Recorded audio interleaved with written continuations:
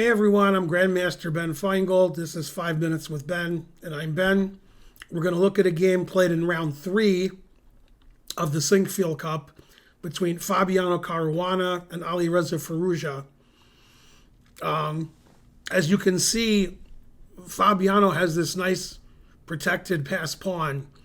It's not protected by a pawn, so technically it's not a protected pass pawn. It's just protected a lot. So anyway, and this e5 pawn is weak. Oh, terrible. I put it in red. Get my red pencil out. Okay, so Alireza didn't want to defend passively, which he's been doing the whole game. And he played an aggressive move, c4, which is explosive. Rawr. Okay, and then Fabi said, okay, I'll take that. And then Alireza played queen b4, getting one of his pawns back. Either the A pawn or the C pawn. The A pawn's more important because then black would have a pass pawn. So Fabi played queen C2. Now, bishop takes C4 doesn't look good because of rook E4, pinning the bishop to the queen. So instead, Alireza played queen takes C4, try his luck in the endgame. And now, instead of taking this pawn right away and being a pawn ahead, Fabi decided to move it on up.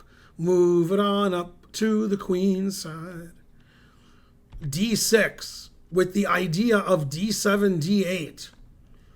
And then he would have good times.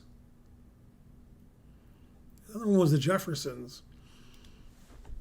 See, you guys didn't know this about the Jeffersons and good times, but the guy who played Lionel on the Jeffersons, he had to quit the show because he made good times. He was the creator, and they replaced him with another Lionel.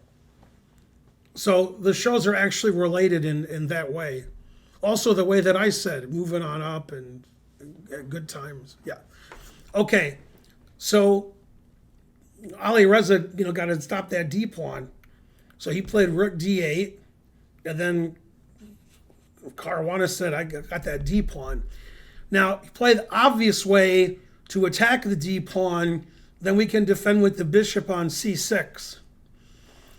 And now you're going to lose your E pawn, but this D pawn is going to decide the game. So he played king G8, getting his king over to the pawn. Rook takes E5. And this was the last move of time control. Does Fabi have good technique? The answer is fries. King F7. Rook D4. He's like, hey, Firouzja, why don't you play bishop E6 so I can put my bishop on C6 and B5 and solidify my pawn.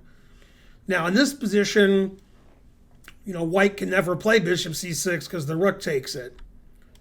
So he's encouraging Firouzja to play bishop E6 so the bishop can go to B5 and C6 and defend the pawn forever. Firouzja says, no, I'm not doing that. And he says, no. Why don't you play bishop E6? And he says, no, I'm not going to do that. And he says, are you sure? And Firouzja's like, I'm sure. Okay, now, Fabiano didn't want to move his rook back and forth, attacking the bishop, and thereby the game would be a draw eventually, with draw by reputation, because these guys got big reputations. And so Fabiano did a little cheating. This cheating is allowed, so I shouldn't call it cheating. He said, what would Ben Feingold do?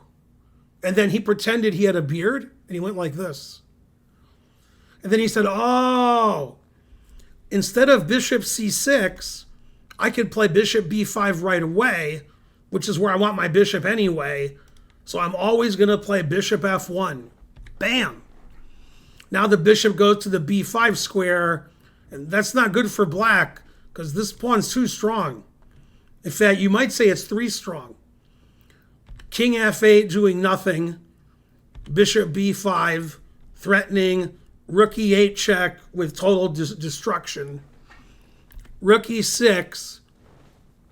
And now, this is a very interesting discussion. Is this king and pawn ending winning? Rook takes, bishop takes, rook here, king here, rook takes, bishop takes, rook b7, take, take, take, take, take. The answer is I don't know. And I saw the commentators analyzing this ending, and I still don't know. But I think G4 wins. Anyway, let me turn my engine on and find out. They actually said whether it was a win or not, but I forgot what they said. Yeah, G4 wins. This is winning for white. And G4 is not the only winning move. King G2 wins. Okay, so it's not clear whether that king and pawn ending is winning. Unless you're an engine, that's clear that it's winning. Okay, but Fabi didn't do that. Fabi made a better move, making it more winning. Fabi played the brilliant rook to d2. So now, Firouzja is forced into going into that ending where white has a passed e-pawn. The bishop is trapped. You can't go to b1 because your rook's hanging.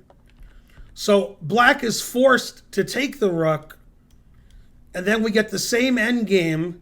Everything's the same, except instead of white having a pawn on f2, it's on e3. Now, you don't have to be that good at chess to realize that white's winning here. If you're over 1800, you're, you know white's winning. Also, the players are both over 1800. I know I'm going to get some flack in the chat. I'm 1200 and I know white's winning. Good.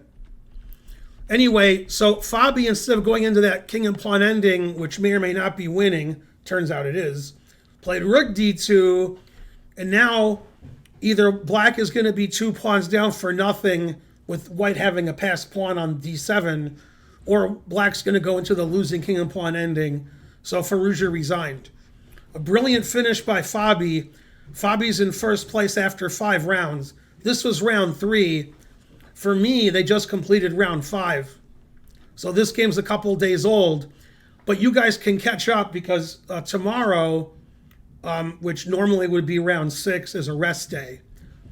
So round 6 is played 2 days after round 5.